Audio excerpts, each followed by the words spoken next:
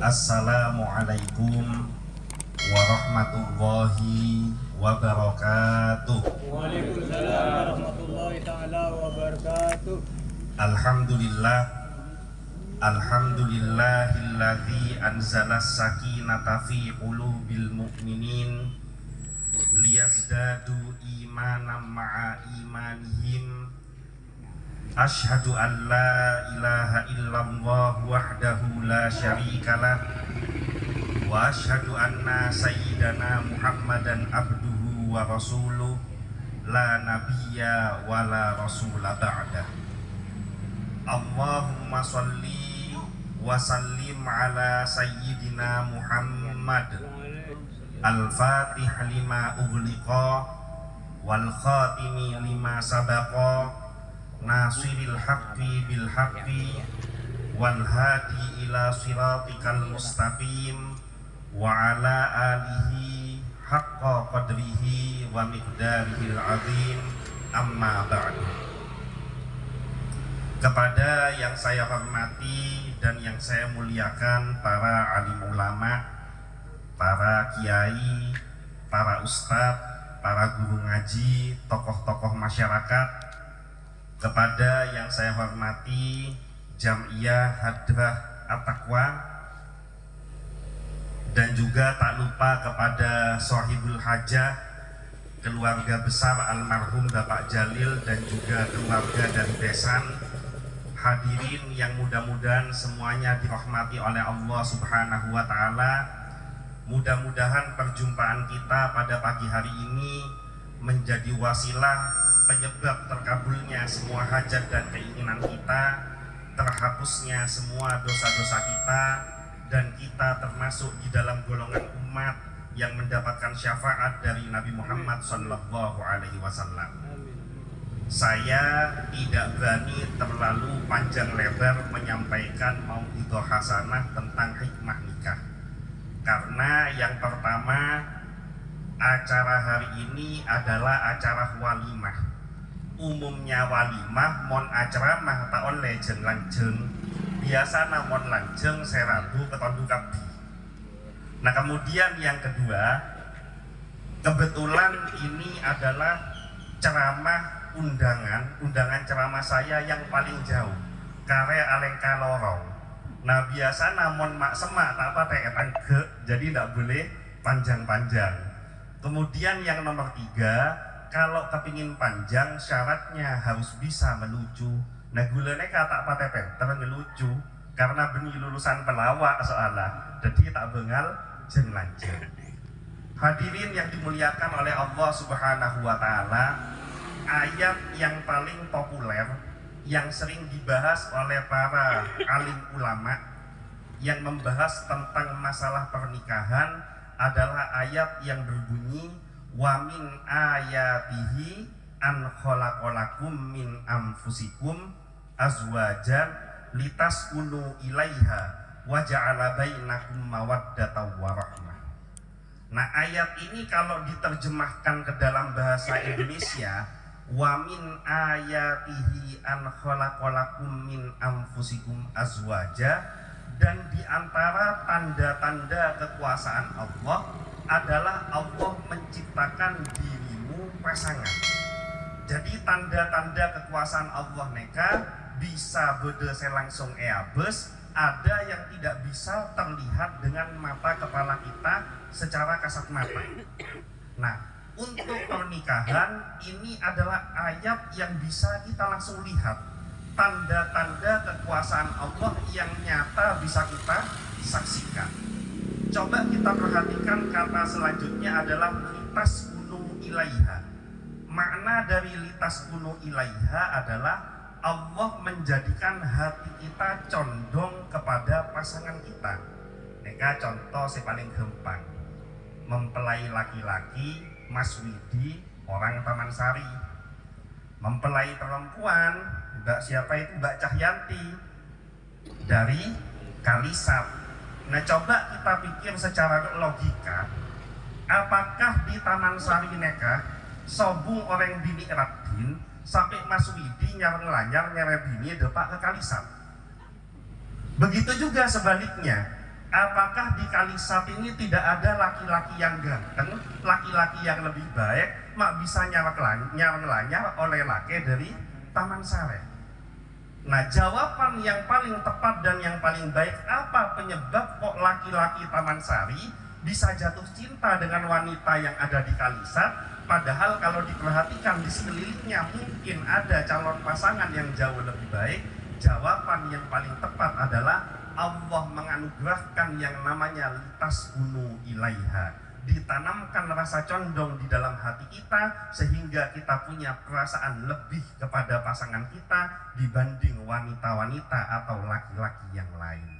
Maka pernikahan ini adalah sesuatu yang dirahmati oleh Allah. Pernikahan ini adalah sesuatu yang dianugerahi oleh Allah ketika wali nikah menyampaikan kepada mempelai laki-laki dengan kalimat angkahtuka wa zawwajtuka, kemudian diterima dengan kalimat qabiltu nikahaha, maka pada waktu itu seluruh malaikat hadir menyaksikan dan ikut mendoakan kedua mempelai. Ini yang pertama. Kemudian yang kedua, pernikahan itu adalah ibadah yang paling tua yang diperintahkan oleh Allah Subhanahu wa Ta'ala kepada hambanya. Jadi sebelum datang perintah sholat, sebelum datang perintah puasa, sebelum datang perintah untuk melaksanakan ibadah haji, nomor satu ibadah yang diperintahkan oleh Allah adalah perintah untuk menikah.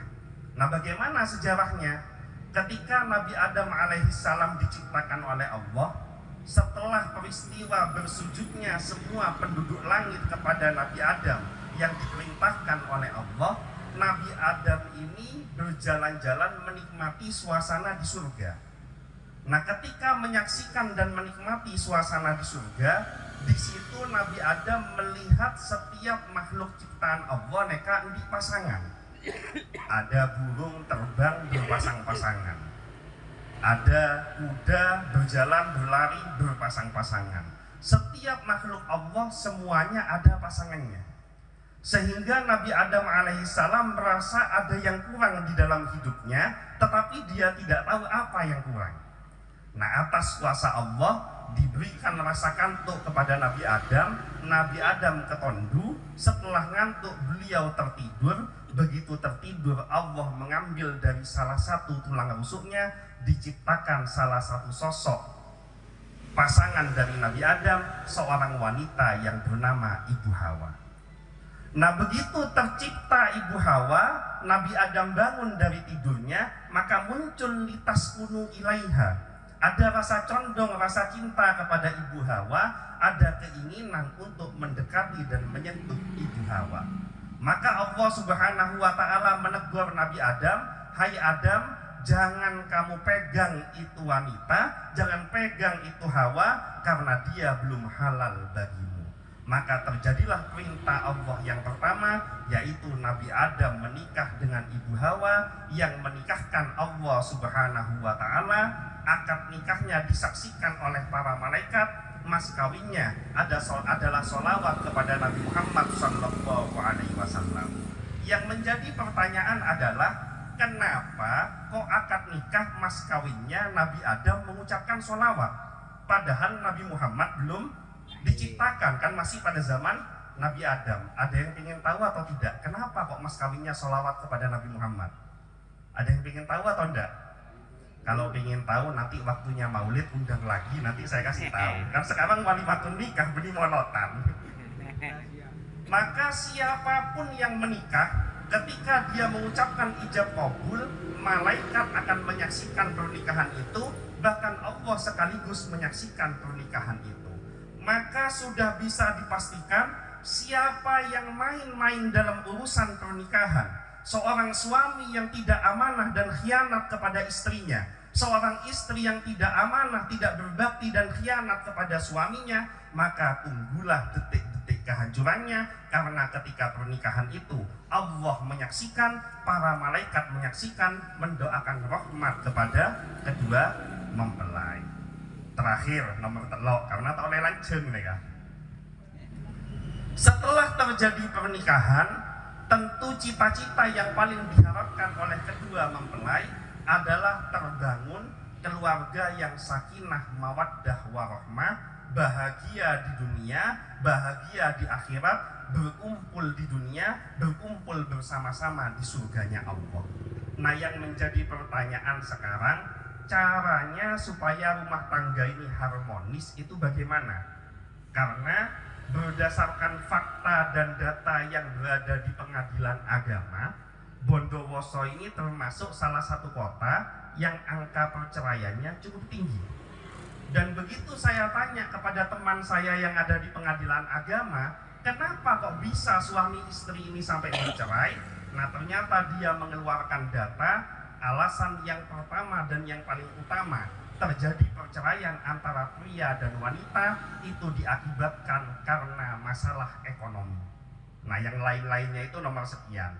Nah, kalau menurut saya setelah dulu mondok di pesantren, kemudian mengamati berbagai macam kehidupan di masyarakat, saya tidak setuju kalau perceraian itu diakibatkan karena faktor masalah ekonomi.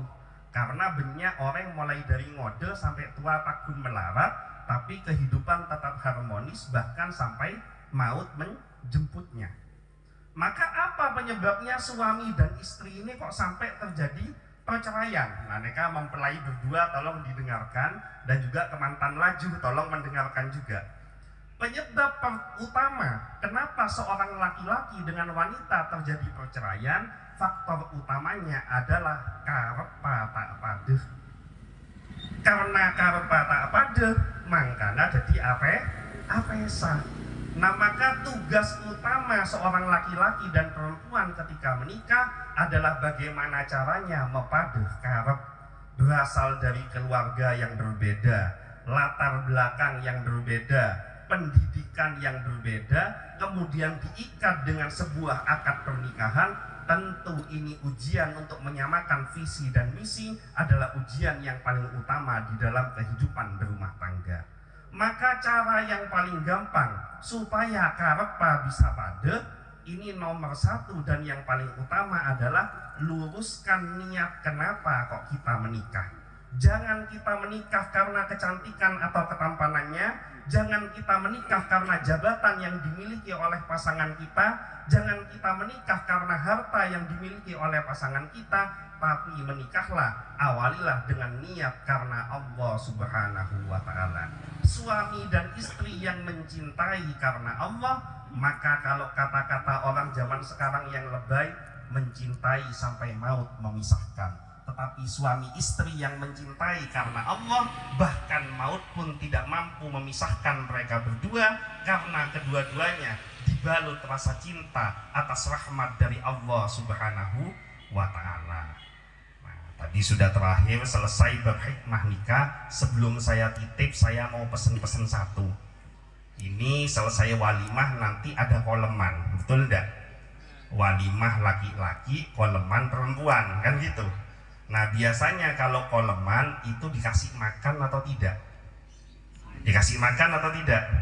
Nah, tolong deki pleman dari kenengan Kak Dinto, rajina masing-masing paringin oni, kasih nasihat. Nanti kalau makan, jangan pakai ilmu murkah, jangan pakai ilmu rakus, kapi ekala senyak benyakan. Setelah itu tidak dihabiskan, makanan itu dibuang-buang begitu saja. Nah, ini perbuatan mubadzir, ini perbuatan yang tidak dicintai oleh Allah dan Rasulnya. Jadi mon adeer, milih dulu, diincar dulu mana yang enak, kalau sekoni kade. Namun nyaman ngalak mone tak apa. Teka ali belian tidak masalah, yang penting dihabiskan.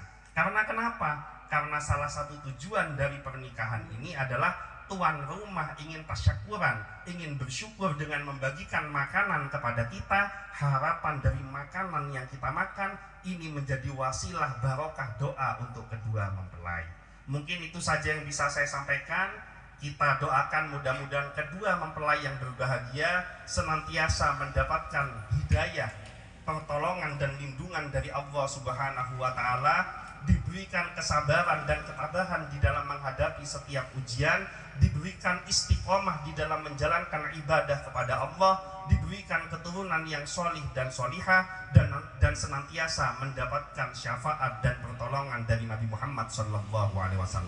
Mungkin itu saja yang bisa saya sampaikan, kurang lebihnya mohon maaf. Wallahul muwaffiq ila aqwamit thoriq, wabillahi taufiq wal hidayah. Wassalamualaikum warahmatullahi wabarakatuh.